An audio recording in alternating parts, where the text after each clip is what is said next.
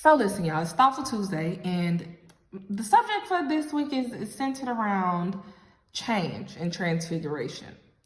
And in my own personal growth process, I've realized oh snap, when you kind of surrender to the moment of change and you kind of make the decision to intentionally become, you're less apprehensive to the concept of change, right?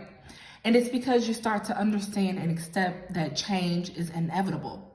And although change is inevitable, there will be some people around you who are kind of opposed to that concept, or sometimes they're just opposed to you changing specifically. Now we hear, and we probably have said, I to a time have said this, oh, I'll just cut them off, or, I already know who in my circle. Yeah, that's cute and all, but you start to see things a little bit differently when you step into another level of becoming and you make the decision to go from glory to glory to glory. Things just look different and you correct it on a whole nother level. So I was reading Matthew 17 and 1 through 3, right? I want to give y'all some Bibles. Is that okay?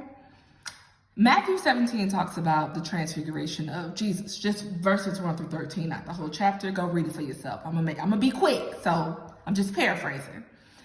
Now, in this specific part of the chapter, Jesus was leading Peter, James, and John up the mountain by themselves. So as he was leading them up this mountain, he began to transfigure into his most holiest form, right? A little context. We know that Jesus had 12 disciples. Jesus had a multitude of disciples, but there were 12 who remained in close proximity.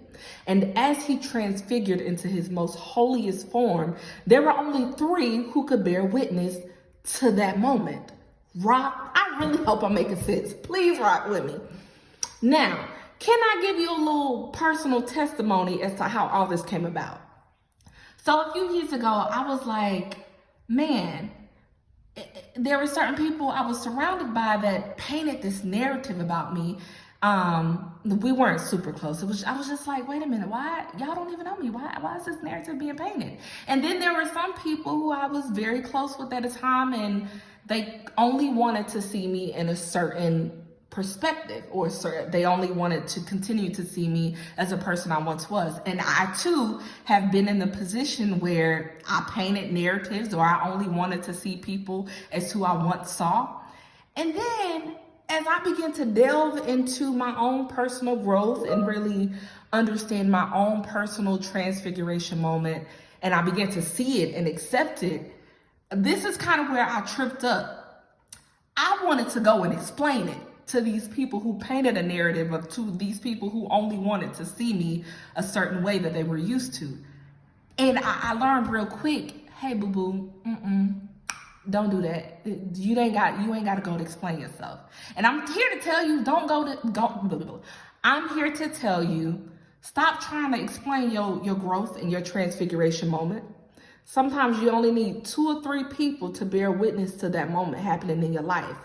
And it's only because those people are assigned to that moment to bear witness of the change.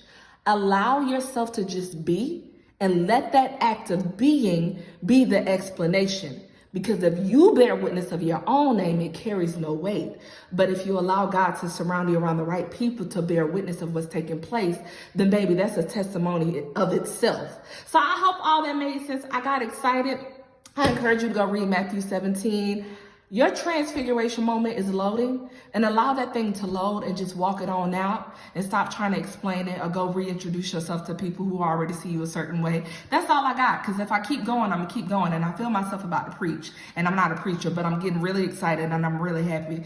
So I hope God can do a work in whoever reads this or listen to it, not read it. Maybe I should turn the captions on. That's all I got. Happy Tuesday, y'all.